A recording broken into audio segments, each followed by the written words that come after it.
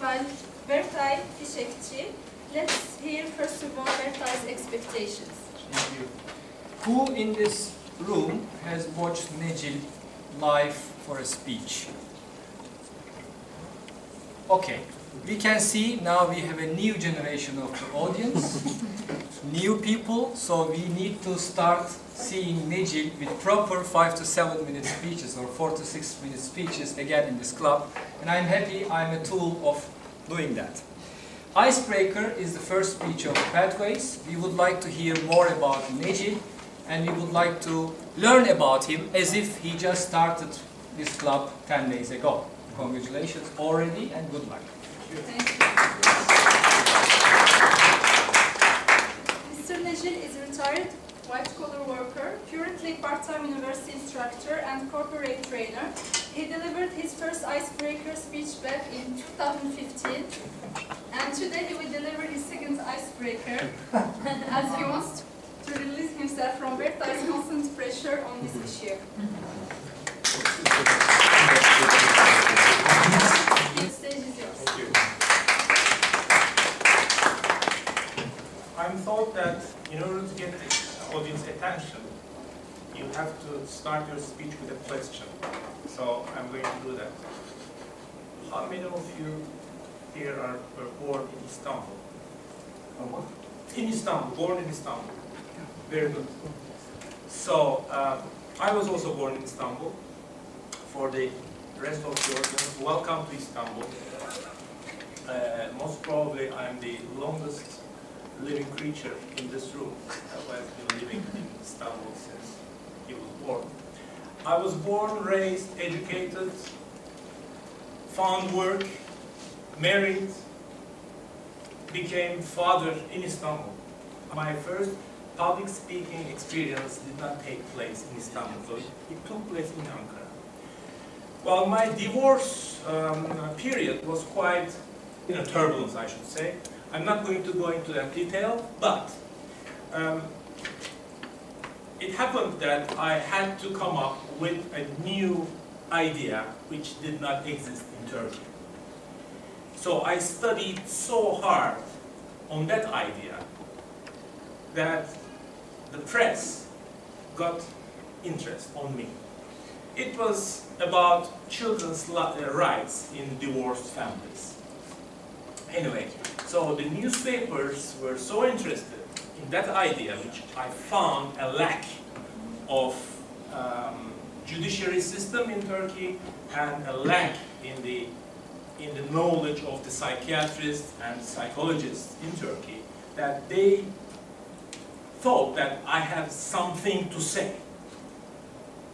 After years, I can come up with this idea because nobody or no television or radio or newspaper will be interested in you unless you have something to say. If you are not an entertainer, if you are not a singer, if you are not a funny person, they will not be interested in you. Or if you are not coming up there to make people cry, they are not going to be interested in you. So you have to have a strong message so that they will call you for a live TV program. So my first appearance on television took place in 2006. I had no public speaking experience. You have a crowd of like maybe 30, 40 people in front of you, but television cameras, live TV, you don't know how many hundreds of people or hundreds or thousands of people during the daytime are watching you. So that I could take is a public speech. So I had no experience. However, I found that I was comfortable there. I don't know how this happened, but it took me years to figure out why I was comfortable there. So I thought, in order to become comfortable during your speech, you have to have a goal, intention, or a willingness to do something and give a speech in the form of informing or teaching or enlightening people. So I thought, if if you are good at something in terms of your collection of ideas, your collection of knowledge, your collection of information, I think more than 50% it will help you to become a public speaker. So after that program in 2006, maybe I appeared on television like 25, 30 more times. During those years, my white-collar professional life was over. So I decided to start teaching what I have done during my professional life. So I decided to give corporate trainings. So what I'm going to teach, I'm not a teacher. I'm not a public speaker either. So what I can do, So what I can do is try to tell people what you know best. So I want to make money by speaking. So I want to teach by speaking. I can only teach something which I best know. So the years passed like that, and there came 2014, where Rassi and my dear friend Matt called me to join this club. And I accepted. I'm happy that I have accepted.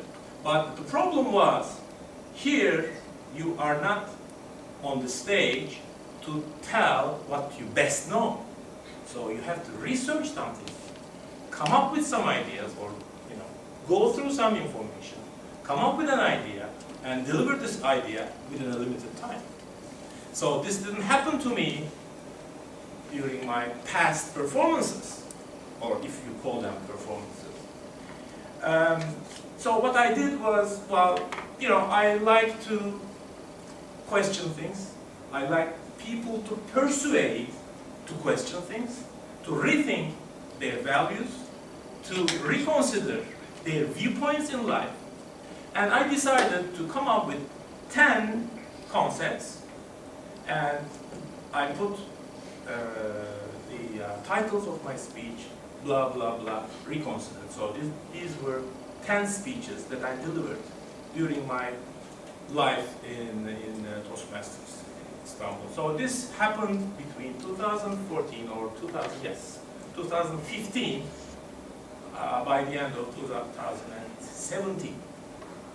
So since 2017, as Bertay said, I didn't get a chance to, let's say I wasn't motivated to take the stage to deliver a speech, because maybe I did not have the willingness to more and more persuade people, because just speaking for the sake of speaking was not for me, I guess.